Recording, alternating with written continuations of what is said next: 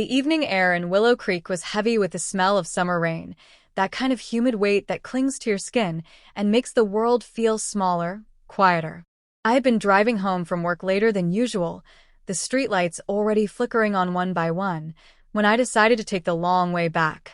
Something about the silence of that back road had always felt comforting, and I needed it after the day I had. My name is Emily Carter. I grew up in a town where everyone seemed to know each other, but no one really knew the truth of anyone's lives. That was how secrets stayed buried, tucked behind polite smiles and neighborly waves. My own life had been steady enough, married for 12 years to David Carter, who worked as a high school football coach.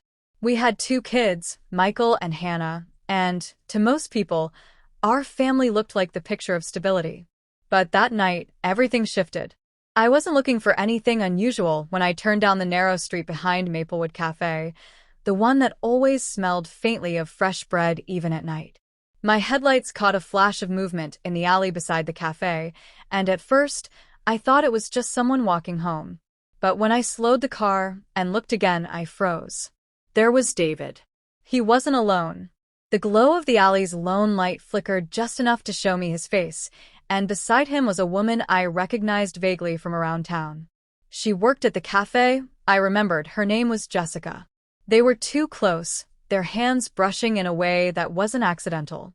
He leaned toward her like gravity itself was pulling him, his posture soft and vulnerable in a way I hadn't seen in years. For a second, my heart slammed so loudly I could hear nothing else. I could have honked. I could have rolled down the window and screamed his name.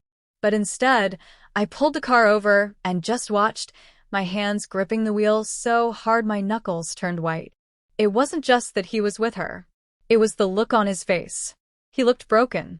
Jessica said something I couldn't hear, and David ran a hand through his hair, the same way he did when stress was eating him alive. I had seen that gesture 100 times before, late nights when bills piled up, mornings when he dreaded telling his players they hadn't made the cut, evenings when he thought he wasn't enough as a father or a husband. That look on his face wasn't lust. It was despair. And then something happened I never expected. Instead of storming out of the car and demanding answers, I stepped out quietly and walked toward them. My heels clicked against the damp pavement, and both of them turned sharply. Jessica's eyes widened, guilt washing over her face like she'd been caught stealing. David, though, his expression wasn't guilt. It was something deeper. "Emily," he breathed, his voice cracking. "I don't know why I did what I did. I don't know what came over me. But instead of shouting, instead of crying or demanding the truth, I simply said, 'Talk to me.'" Jessica froze, unsure whether to run or apologize, but I held up a hand. "Go home, Jessica. This isn't about you." She glanced between us before nodding quickly, scurrying away into the night. That left just me and David in that damp, flickering alley, the sound of rain starting to pick up on the rooftops above. For the first time in years, my husband didn't try to hide behind walls. His eyes met mine, and I saw every crack in his armor. "I didn't mean for you to see that," he whispered. I took a breath, the kind that steadies your whole body. "Maybe you needed me to." He stared at me, torn apart, and I knew then that this wasn't about betrayal in the way most people would imagine.